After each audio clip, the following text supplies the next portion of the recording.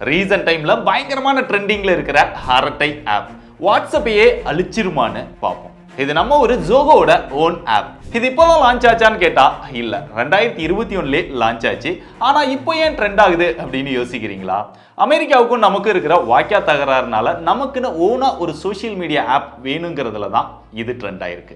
Already வாட்ஸ்அப்க்கு போட்டியா இருக்கிற இந்த அரட்டை ஆப்பை பத்தி யூனியன் எஜுகேஷன் மினிஸ்டர் ரீசெண்டா பேசியிருந்தாரு.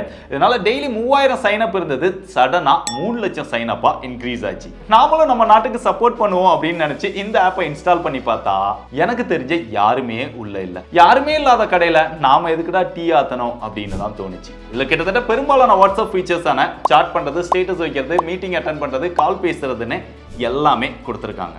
ஆனா சாட்க்கு இனிமே எண்ட் டு எண்ட் என்கிரிப்ஷன் இல்ல.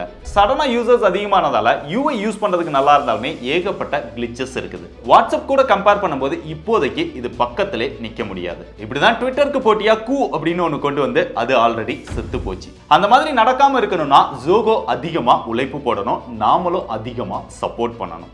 நடக்குதான்னு காலம் தான் பதில் சொல்லும். நீங்களும் இன்ஸ்டால் பண்ணி பார்த்துட்டு உங்களோட ஒப்பீனியனை கமெண்ட்ல சொல்லுங்க. வரட்டா?